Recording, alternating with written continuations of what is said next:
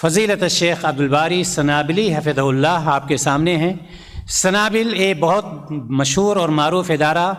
دلی میں ہے، جس کے بے شمار طلباء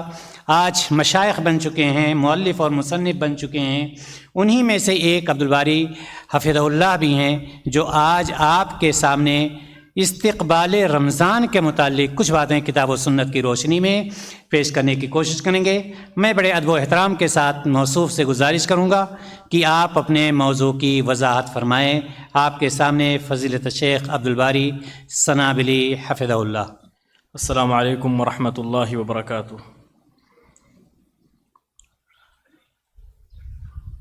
الحمد للہ والصلاة والسلام علی رسول اللہ واشہد ان لا الہ الا اللہ وحدہ لا شریک لہ واشہد ان محمدا عبدہ ورسولہ، اما بعد، قال اللہ تعالی فی القرآن المجید: اعوذ باللہ من الشیطان الرجیم، بسم اللہ الرحمن الرحیم، ایاما معدودات۔ محترم حاضرین محفل، بزرگان دین، عزیزان ملت، نوجوان ساتھیوں اور عزیز ماؤں بہنوں،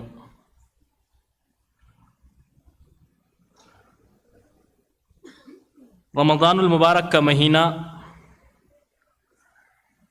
بڑی ہی برکتوں والا مہینہ ہے،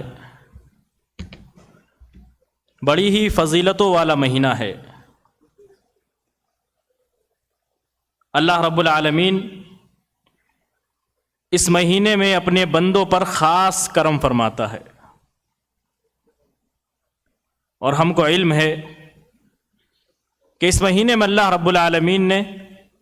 ہمارے اوپر روزے فرض کیے ہیں، عبادتوں کے لیے بہت سارے مواقع ہمیں فراہم کیے ہیں، لیکن علم رکھنا ہی کافی نہیں ہے، بلکہ جانکاری ہونے کے ساتھ ساتھ ضروری یہ ہے کہ انسان اس پر عمل بھی کرے۔ اور ہم جب بھی علماء کرام کی باتوں کو سنیں یا ان کے لکھے ہوئے رشحات قلم پڑھیں تو ضرور اس بات کو دھیان میں رکھیں کہ آپ کو ان چیزوں پر عمل کرنا ہے۔ آپ آئے ہیں، بے شک آپ کے ذہن و دماغ میں بہت ساری چیزیں ہوں گی، اللہ نے آپ کو علم سے نوازا ہے، لیکن آنے کے بعد، یہاں بیٹھنے کے بعد دل میں اس بات کا احساس آخر تک رکھیں کہ ان باتوں پر آپ کو عمل پیرا ہونا ہے۔ اور سب سے پہلے میں خود کو اس بات کا غماز بناتا ہوں، دعوت دیتا ہوں کہ میں خود ان باتوں پر عمل پیرا کروں۔ اللہ ہم کو اس بات کی توفیق دے۔ حاضرین، رمضان کا جو مہینہ ہے یہ تمام مہینوں سے بالکل الگ ہے، اس کی فضیلت تمام مہینوں سے بالکل الگ ہے۔ اسی لیے اسلاف یعنی وہ لوگ جو ہم سے پہلے بزرگان دین، ائمہ اور محدثین اور فقہا کی جماعت ہوا کرتی تھی، جن میں سر فہرست صحابہ کرام تھے،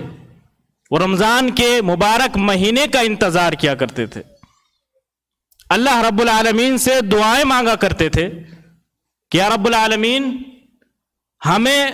باحیات رکھ، زندہ رکھ کہ ہم کو رمضان کا مہینہ نصیب ہو جائے، کیونکہ ان کو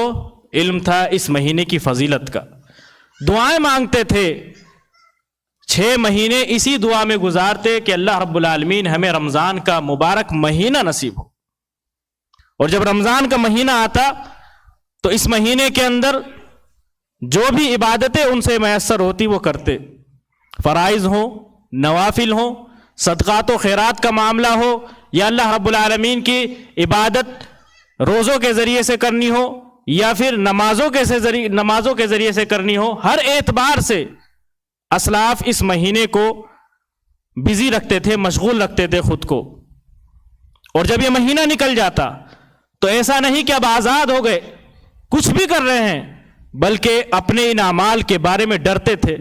کہ کہیں ایسا نہ ہو کہ ان اعمال کے اندر ریاکاری ہو اور اللہ رب العالمین قبول نہ کرے،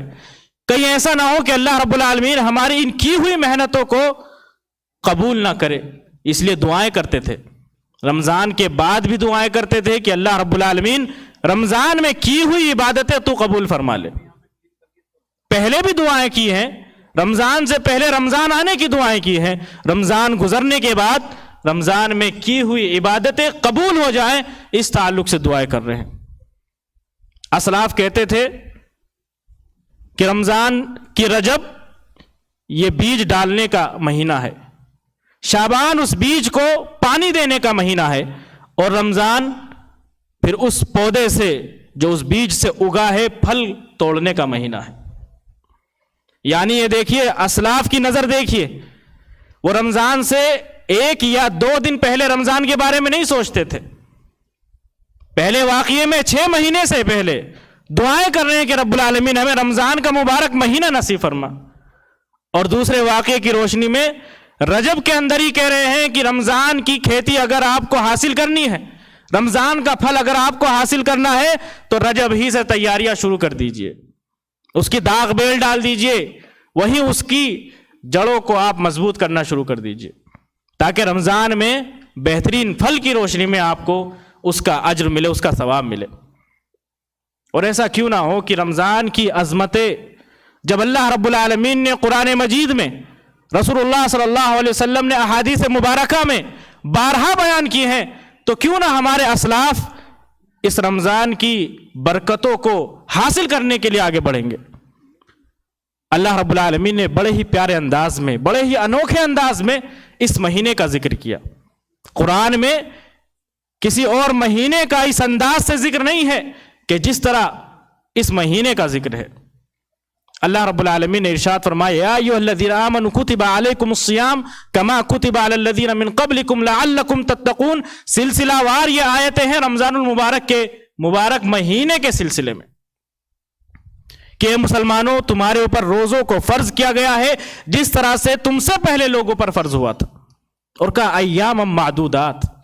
یہ چند روز، چند دن ہیں، صرف معمولی سے چند دن ہیں جس میں آپ کو روزوں کی پابندی کرنی ہے،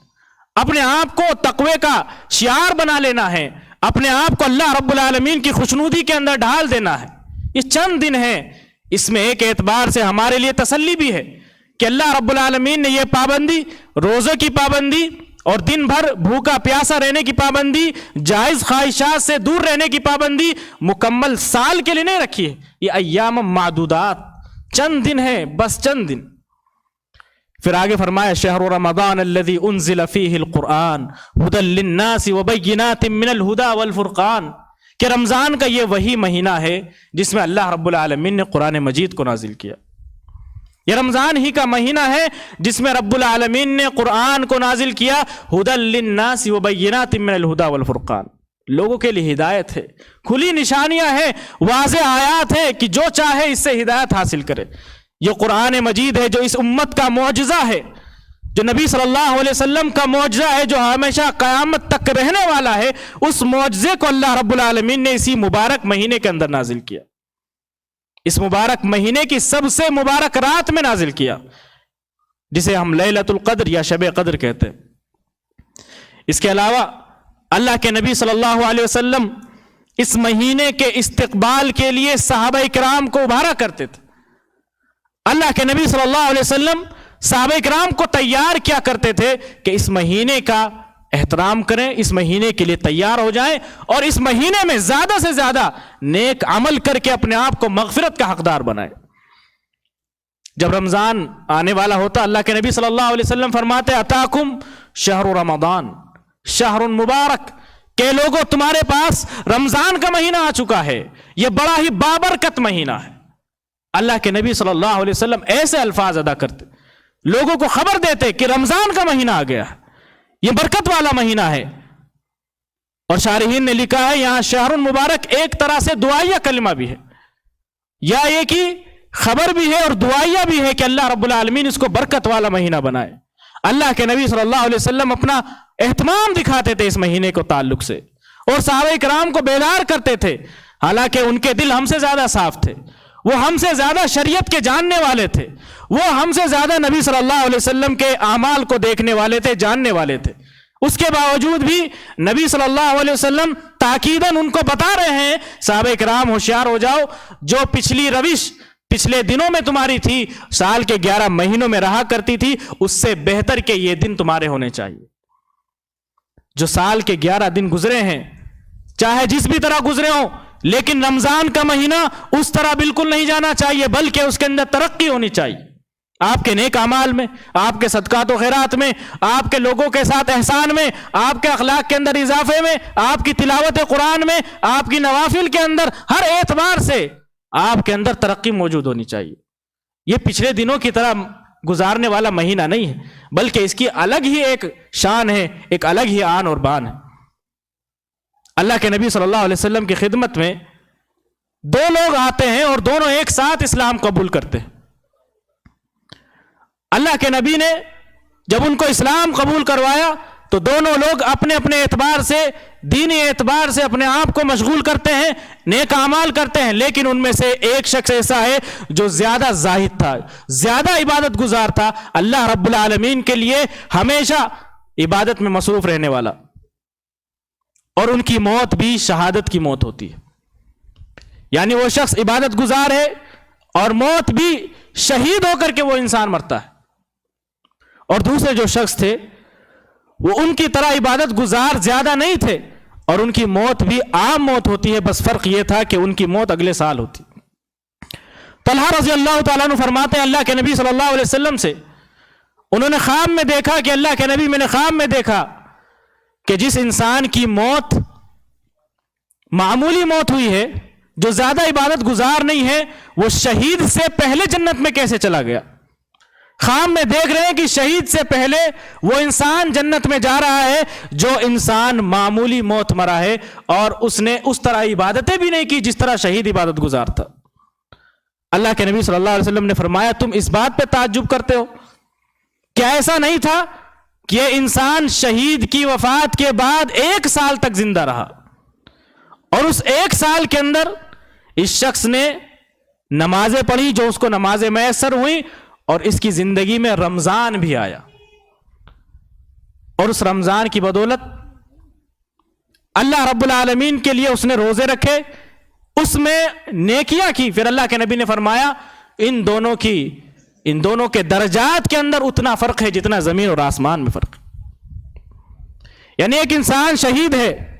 شہادت کی موت پا رہا ہے، عبادت گزار ہے، لیکن اس کو 1 رمضان نہیں مل پایا، بالمقابل اپنے دوسرے ساتھی کے جس کی عام موت ہوئی، جو زیادہ عبادت گزار بھی نہیں لیکن اس کو 1 رمضان زیادہ ملا، اس کی وجہ سے فضیلتوں میں اتنا فرق ہو گیا۔ ہم اور آپ خوش نصیب ہوں گے اگر اللہ رب العالمین نے ہمیں رمضان المبارک کا یہ مہینہ ہم کو نصیب فرمایا، اور ہم دعا کرتے ہیں کہ اللہ رب العالمین رمضان کا یہ مبارک مہینہ ہماری زندگی میں مقدر ہو، تاکہ ہمارے درجات کے اندر، ہماری فضیلت کے اندر اور اللہ رب العالمین سے تقرب کے اندر اضافہ تر اضافہ ہوتا رہے۔ رمضان کی عظمتیں اور رمضان کی فضیلتوں کے بارے میں اللہ کے نبی صلی اللہ علیہ وسلم مزید فرماتے ہیں اسی حدیث میں کہ اتاکم شہر رمضان شہر مبارک فرض اللہ علیکم صیامہ، کہ اللہ رب العالمین نے تمہارے اوپر اس مہینے کے روزوں کو فرض کیا ہے۔ اور آگے اللہ کے نبی نے فرمایا وَتُفَتَّحُ فِيهِ أَبْوَابُ الْجَنَّةِ وَتُغَلَّقُ فِيهِ أَبْوَابُ الْجَحِيمِ، اسی مہینے کے اندر جنت کے دروازے کھولے جاتے ہیں اور اسی مہینے کے اندر جہنم کے دروازے بند کر دیے جاتے ہیں۔ وَتُغَلُّ فِيهِ مَرَضَةُ الشَّيَاطِينِ، اور جو سرکش جن ہوتے ہیں، شیطان ہوتے ہیں، ان کو جکڑ دیا جاتا ہے۔ وَفِيهِ لَيْلَةٌ هِيَ خَيْرٌ مِّنْ أَلْفِ شَهْرٍ، اور اسی مہینے کے اندر ایک رات ایسی بھی آتی ہے جو 1000 مہینوں سے زیادہ بہتر ہے۔ یہ رمضان المبارک کی عظمت ہے، اسی کی عظمت کی وجہ سے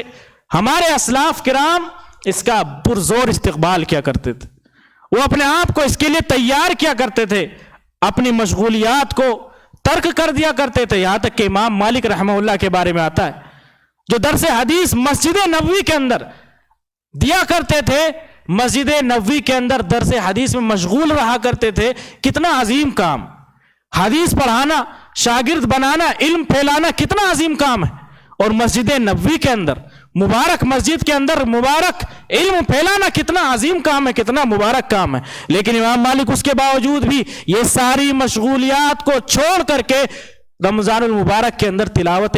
کلام اللہ کیا کرتے تھے، اپنے آپ کو رمضان کے اندر عبادت میں مشغول کر دیا کرتے تھے۔ اور ہم اپنے آپ کو دیکھیں کہ ہماری مصروفیات کن چیزوں میں خرچ ہوتی ہیں۔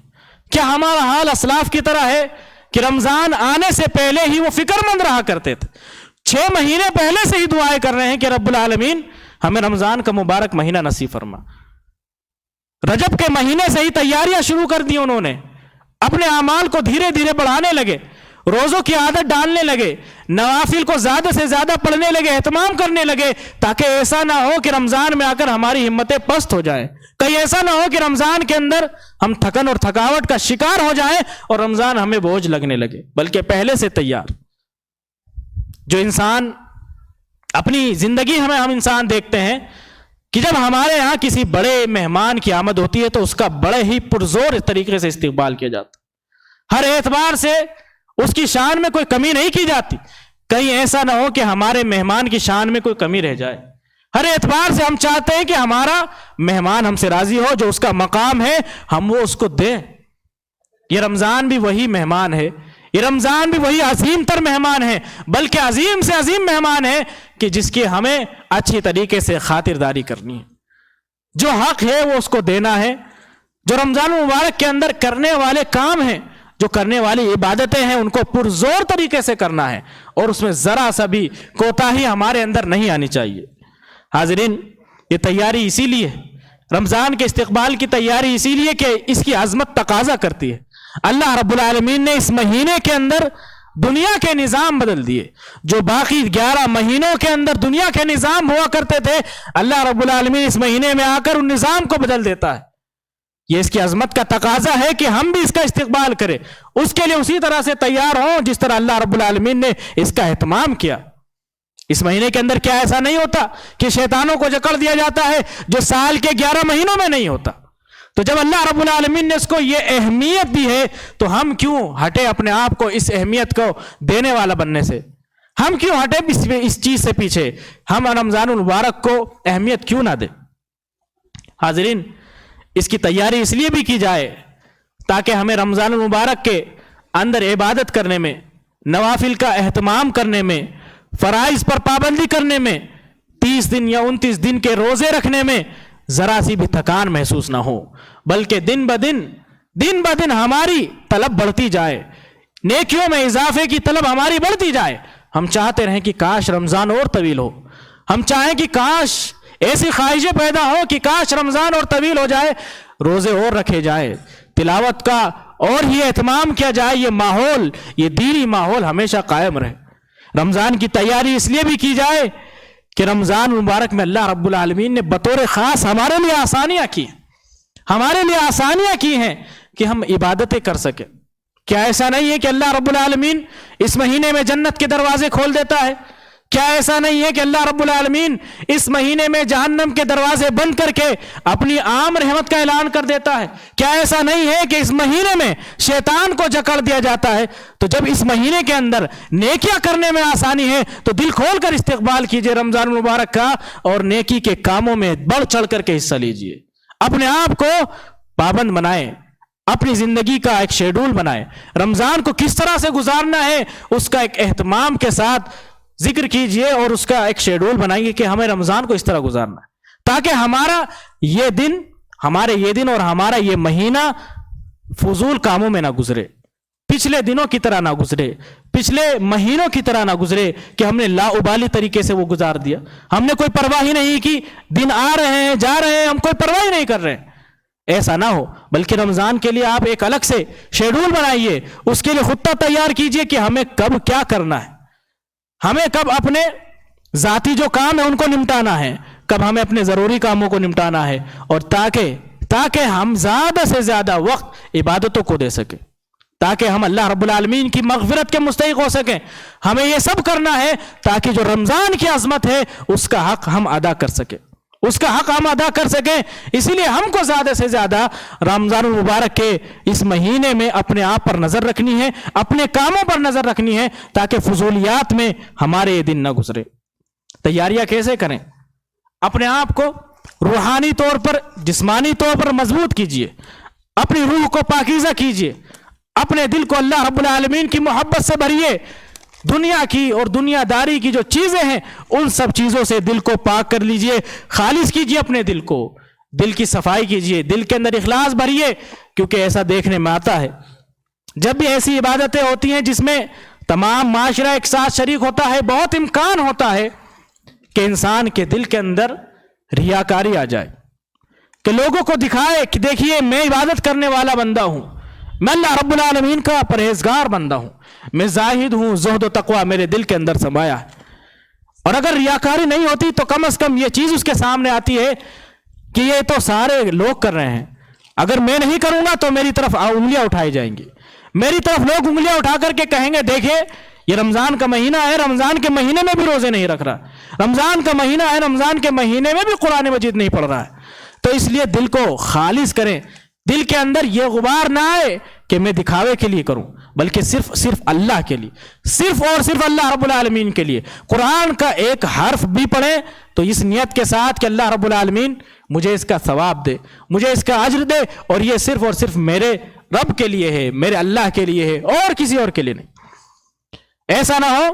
کہ ہم یہ سوچیں کہ دل میں یہ رہے کہ مجھے روزہ نہیں رکھنا تھا, لیکن چونکہ گھر میں سب رکھ رہے ہیں, محلے میں سب رکھ رہے ہیں, ساتھی سب رکھ رہے ہیں تو رکھ لیا جائے. نہیں, بلکہ دل کو خالص کریں,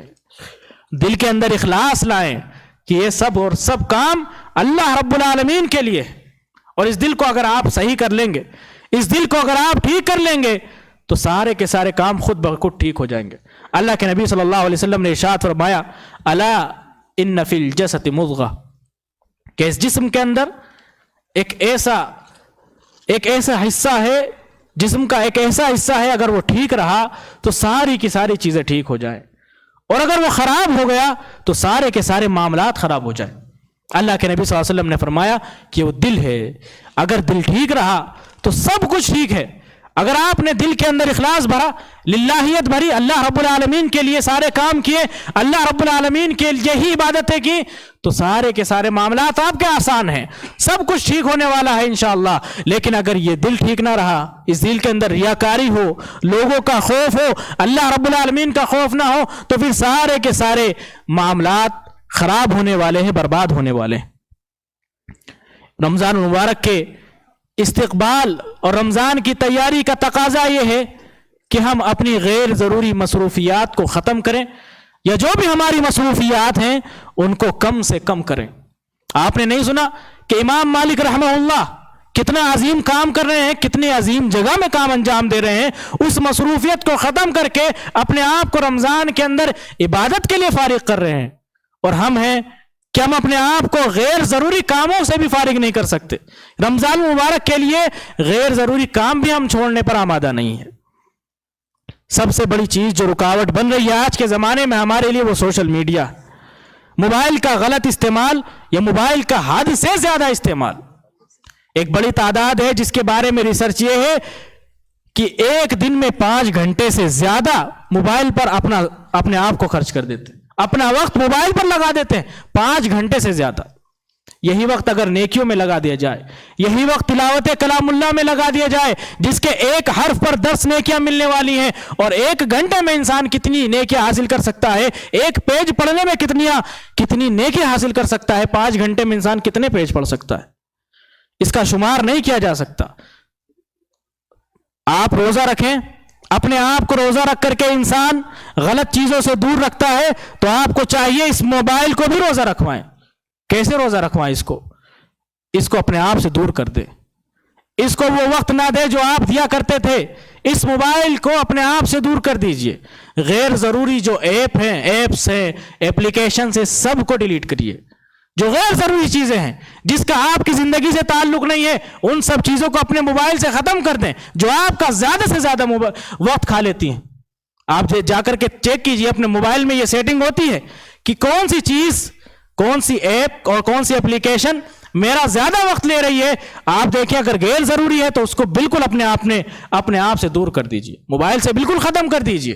اپنے نوٹیفیکیشن کو بند رکھیے، نیٹ کو بند رکھیے، تاکہ آپ غیر ضروری چیزوں میں نہ پڑیں۔ انسان ایک چیز کے لیے موبائل کو کھولتا ہے اور 10 چیزوں میں مبتلا ہو جاتا ہے، اس کا وقت گھنٹہ 2 گھنٹے کب صرف ہو جاتے ہیں، کب نکل جاتے ہیں، اس کو اس بات کا اندازہ تک نہیں ہوتا۔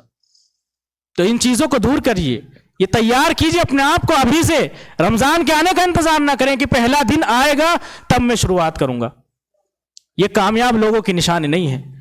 جو لوگ کامیاب ہوتے ہیں، جن کی زندگی میں ان کا کچھ ہدف ہوتا ہے، وہ اپنے آپ کو جس دن ان کا مقابلہ ہو اس دن تیاری نہیں کرنے بیٹھتے ہیں، تیاری وہ سالوں سے پہلے شروع کر دیتے۔ جس کو اگر ریس میں حصہ لینا ہے تو وہ آج نہیں ریس میں شامل ہو کر کے سیدھا دوڑنے لگے گا، پہلے سے محنت کرے گا تاکہ وہ زیادہ سے زیادہ بھاگ سکے، اس کی سانس کم پھولے اور وہ زیادہ سے زیادہ لمبا دوڑ سکے۔ ہم مسلمان ہیں، اللہ رب العالمین نے ہمیں سارے طریقے سکھائے ہیں، نظام سکھایا ہے، اس کے باوجود ہم رمضان کا استقبال پہلے دن میں آ کر کے کریں رمضان کے، یہ غلط بات ہے۔ آج ہی سے اگر آپ نے تیاریاں شروع نہیں کی ہے تو آج ہی سے عزم مصمم کیجئے، تیاریاں شروع کر دیجئے تاکہ رمضان کے مہینے میں آ کر کے دقت نہ ہو۔ آپ اس کھلاڑی کی طرح نہ بنے جو اسی دن آ کر کے پریکٹس شروع کرتا ہے، اسی دن حصہ لیتا ہے دوڑ میں اور پھر ہار جاتا ہے۔ ہارنے والے نہ بنے۔ آپ کو ہارنا نہیں ہے، جیتنا ہے۔ آپ کو اپنے آپ کو سب سے آگے دیکھنا ہے، کیونکہ اللہ رب العالمین نے ارشاد فرمایا سارعوا سارعوا الی مغفرۃ من ربکم وجنۃ عرضها السماوات والارض، کہ دوڑو لب کو اللہ رب العالمین کی مغفرت کی طرف، اللہ رب العالمین کی جنتوں کی طرف جس کی لمبائی اور چوڑائی آسمانوں کی برابر ہے۔ اللہ نے ایک جگہ کہا سابقو، دوڑ لگاؤ، تو آپ کو تھکنا نہیں ہے، ہارنا نہیں ہے۔ اس لیے رمضان کی تیاری آج سے شروع کیجئے، اور جو چیزیں آپ کا وقت کھاتی ہیں، جو چیزیں آپ کا وقت لیتی ہیں، جن کا آپ کی زندگی سے تعلق نہیں ہے، ان سب چیزوں کو اپنے آپ سے دور کر دیجئے۔ خریداری کرنی ہے رمضان کے لیے آج کر لیجئے، رمضان کے آنے سے پہلے کر لیجئے، خاص کر کے عید کی تیاری بھی ابھی کر لیجئے، کیونکہ عشر رمضان یہ بہت ہی زیادہ اہمیت والے ہوتے ہیں، جس میں جاگنا ہوتا ہے، جس میں اللہ کے نبی صلی اللہ علیہ وسلم اپنی کمر کس لیا کرتے تھے، اور آپ ان دنوں میں جا کر کے اگر شاپنگ میں اپنا وقت خرچ کریں گے، خریداری میں اپنا وقت خرچ کریں گے، تو ہم سے زیادہ خسارہ اٹھانے والا کون ہوگا؟ کہ جو مہینے، جو دن اور جو وقت، جو گھڑیاں ہمیں عبادت کے لیے نصیب ہوئی ہیں، کہ جن کی حاصل کرنے کے بعد انسان فضیلت میں آسمان و زمین کی فرق کے ساتھ فرق ہو جاتا ہے، انسان کی فضیلت میں آسمان اور زمین کا فرق ہو جاتا ہے، ان گھڑیوں کو ہم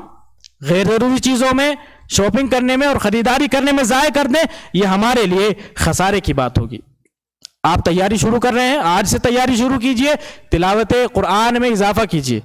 اگر آپ تلاوت قرآن کے پابند نہیں ہیں تو پابندی کیجئے، تلاوت قرآن پابندی کر رہے تھے، اس کی پابندی کر رہے تھے تو دھیرے دھیرے اس میں اضافہ کیجئے۔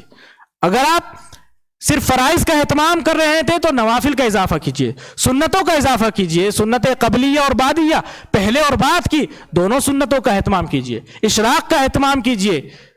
وہ ساری نمازیں ادا کیجئے جو آپ پورے سال نہیں ادا کر رہے تھے، جن نوافل پر اللہ کے نبی صلی اللہ علیہ وسلم نے ابھارا ہے، جن سنتوں کو ادا کرنے پر نبی صلی اللہ علیہ وسلم نے ابھارا ہے، ان ساری چیزوں کو دھیرے دھیرے بڑھائیے۔ یہ ذہن میں ضرور نہ رکھیں، بالکل نہ رکھیں، یہ اس بات ذہن میں بالکل نہ رکھیں کہ رمضان آنے دیجئے، رمضان سے شروعات کرتے ہیں۔ آج سے شروع کیجئے، اپنے شیڈول کے اندر آپ اس کو مرتب کریں، اور اپنے عبادت کے جو بھی نفلی عبادتیں ہیں ان کے اندر اضافہ کرنا شروع کر دیجئے۔ لوگوں کے ساتھ اچھے کام، اچھے تعلقات بنائیں، جن کے ساتھ آپ کے تعلقات اچھے نہیں ہیں ان سے صلح کیجئے، ان سے صلح اور آشتی کے ساتھ پیش آئیے، تاکہ آپ ایک دوسرے کے مددگار بنیں اور گنہگار ہو کر کے رمضان المبارک کا مہینہ نہ گزارے۔ من حسن اسلام المرء ترکہ ما لا یعنی، اللہ کے نبی صلی اللہ علیہ وسلم نے فرمایا کہ آدمی کے اسلام کی خوبصورتی یہ ہے کہ لا یعنی باتوں کو وہ چھوڑ دیتا ہے، جس بات کا تعلق اس کے اسلام سے نہیں، اس کی دنیاوی زندگی سے نہیں، اس کے ساتھ کسی خیر سے اس کا تعلق جڑا ہوا نہیں ہے، وہ ساری کی ساری چیزیں وہ چھوڑ دیتا ہے۔ بعض لوگ شکایت کرتے ہیں رمضان کے مہینے میں آ کر کہ ہم سے عبادتیں نہیں ہو پا رہی ہیں، تراویح میں ہم کھڑے نہیں ہو پاتے, ہماری ٹانگیں دکھ جاتی ہیں وغیرہ وغیرہ. بہت ساری چیزیں ایسی ہیں جو لوگ شکایت کرتے ہیں کہ رمضان میں ہم سے عبادتیں نہیں ہو پا رہی. یہی شکایت لے کر کے ایک شخص حسن بصری رحمہ اللہ کی خدمت میں آتا ہے, کہتا ہے کہ حسن بصری رحمہ اللہ اعیان قیام اللیل, قیام اللیل نے مجھے تھکا دیا ہے, میں تھک چکا ہوں, میں قیام اللیل نہیں کر پا رہا ہوں, اپنے آپ کو تہجد پر تراویح پر ابھار نہیں پا رہا ہوں. حسن بصری رحمہ اللہ جواب دیتے ہیں, جانتے ہیں کیا جواب تھا؟ حسن بصری فرماتے ہیں قیدت کا خطایاک, تجھ کو تیرے گناہوں نے جکڑ لیا ہے, تمہارے گناہوں کی وجہ سے یہ ساری عبادتیں تمہیں بوجھ لگنے لگی. کہنے کا مطلب کیا ہے؟ مطلب یہ ہے کہ جو گناہ ہم کرتے ہیں ان کو کم کرتے جائیں, یہاں تک کہ گناہ کا نام و نشان باقی نہ رہے. اس کے بعد رمضان کے اندر عبادت کرنے میں الگ ہی چاشنی اور الگ ہی مزہ ہے. جب انسان گناہگار ہوتا ہے اس کو نیکیاں بوجھ لگنے لگتی ہیں, اور جب انسان گناہوں سے دور جاتا ہے نیکیوں کے قریب وہ آنے لگتا ہے, نیکیاں اس کو اچھی لگنے لگتی ہیں, اس کا پھر اللہ رب العالمین کے ذکر کے بغیر دل نہیں کرتا. اس لیے امام ابن تیمیہ رحمہ اللہ نے فرمایا کہ جو انسان ذکر اللہ کے بغیر رہتا ہے وہ ایسا ہے جیسے مچھلی پانی کے بغیر, یعنی ناممکن ہے کہ انسان اللہ کے ذکر کے بغیر رہے. انسان کو ہمیشہ اللہ رب العالمین کے ذکر میں رہنا چاہیے. وہ کب ہوگا؟ جب ہم اپنے آپ کو گناہوں سے دور کریں گے. تو رمضان کی تیاری میں ایک آپشن یہ بھی ہے, ایک ضروری بات یہ بھی ہے کہ ہم اپنے آپ پر گناہوں کا بوجھ کم کریں تاکہ ہم نیکیاں زیادہ کر سکیں. انسان پر جب بوجھ زیادہ بڑھتا ہے گناہوں کا تو اس کی نیکیوں کی عادت کم ہو جاتی ہے. حاضرین, یہ سب باتیں, رمضان کی تیاری, رمضان کا استقبال, یہ سب اس وجہ سے کہ رمضان ایک عظمت والا مہینہ ہے. اس کی عظمت کا تقاضا ہے کہ ہم اس مہینے کو پرزور طریقے سے گزاریں, عبادتوں میں گزاریں, اس کا اہتمام کرتے ہوئے گزاریں. اور ایسا بالکل بھی نہ ہو کہ رمضان کا مہینہ گزر جائے اور ہمارے اندر ذرا سی بھی تبدیلی نہ ہو. ایسا بالکل بھی نہ ہو کہ رمضان المبارک کا مہینہ چلا جائے اور ہم سے ایک گناہ بھی نہ چھوڑا جا سکے. ایسا بالکل بھی نہ ہو کہ رمضان المبارک کا مہینہ گزر جائے اور ہم ایک اچھی عادت کو بھی نہ اپنا سکیں. اسی معنی میں اللہ کے نبی صلی اللہ علیہ وسلم نے ارشاد فرمایا رغم انف رجل دخل علیہ رمضان ثم انسلخ قبل ان یغفر له. ایسا انسان برباد ہو جائے, بے عزت ہو, ذلیل و خوار ہو ایسا انسان کہ رمضان کا مہینہ اس کے اوپر آیا, اللہ رب العالمین نے رمضان کے مہینے کی سعادت اس کو بخشی, رمضان کا مہینہ پھر گزر بھی گیا لیکن اس انسان کی مغفرت بھی نہیں ہوئی. ایسا اب نہیں ہونا چاہیے. اللہ کے نبی صلی اللہ علیہ وسلم نے ایک دوسری روایت کے اندر اس انسان کے لیے بد دعا کی,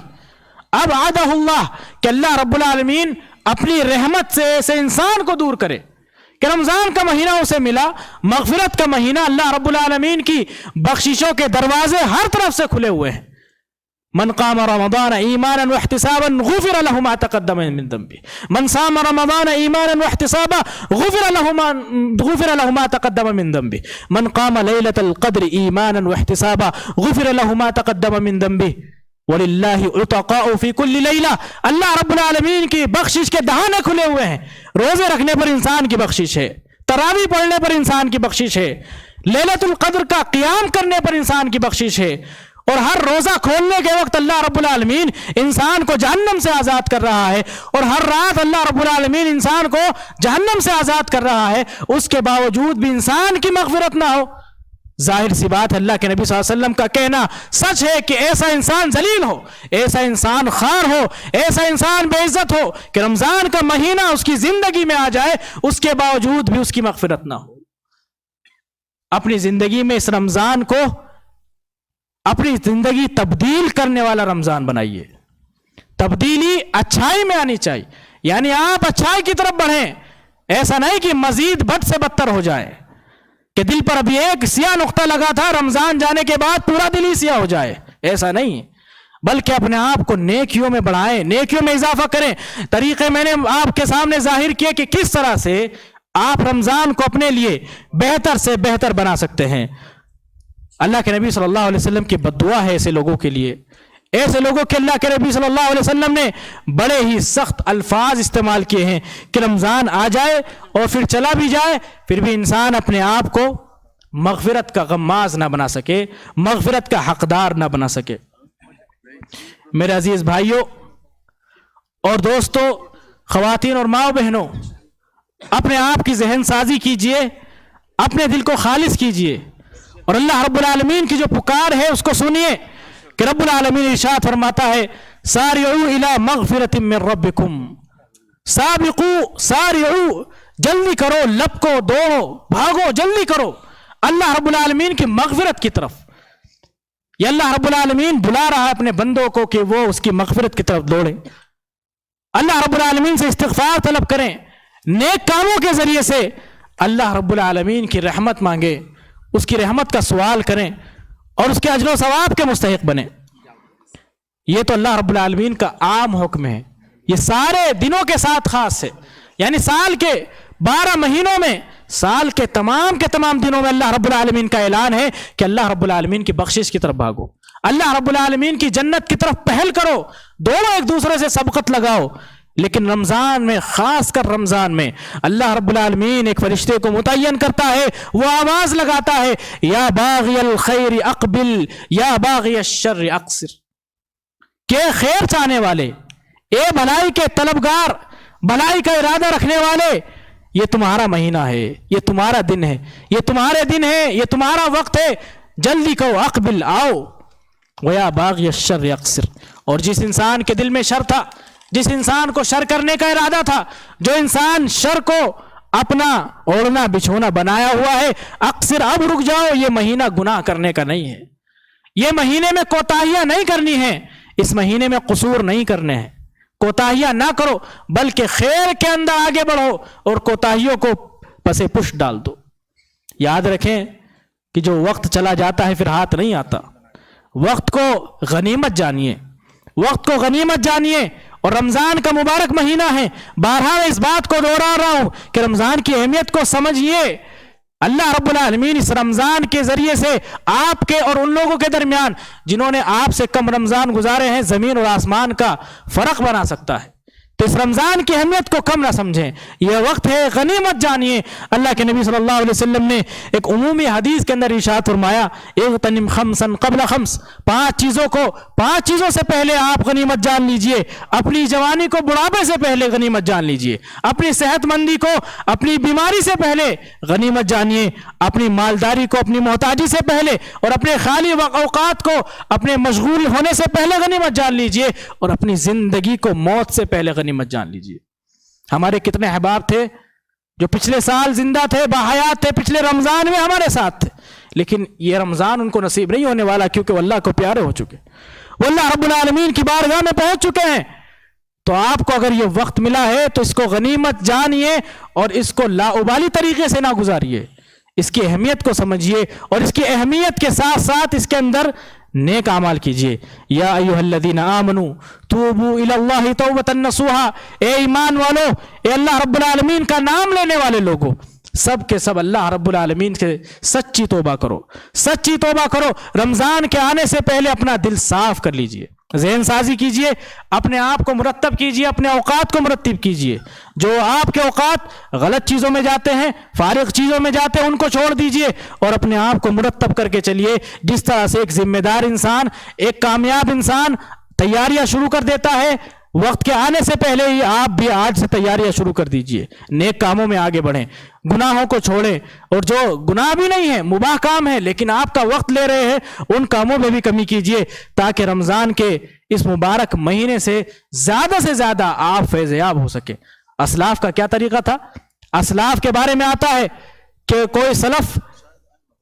رمضان المبارک کے مہینے میں کبھی 10 قرآن پڑھا کرتے تھے، کبھی 9، کبھی 7، کبھی 3، یہاں تک کہ بعض اسلاف نے یہاں تک کہہ دیا کہ 3 دن سے کم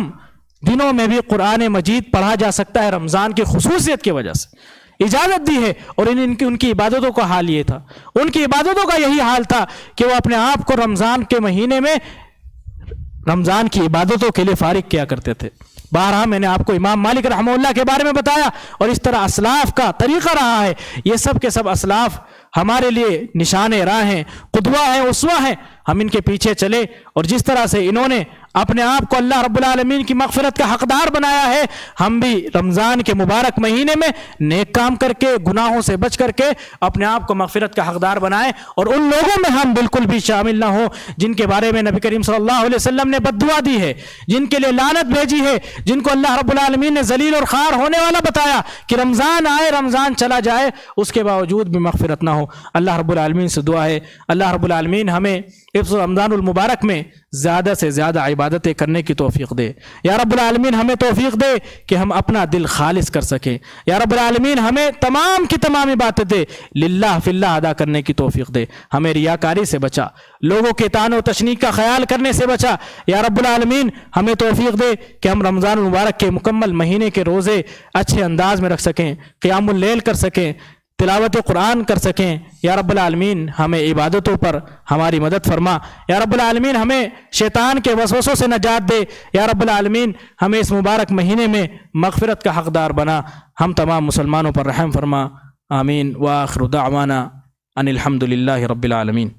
السلام علیکم ورحمۃ اللہ۔ ومن أحسن قولا ممن دعا إلى الله وعمل صالحا وقال إنني من المسلمين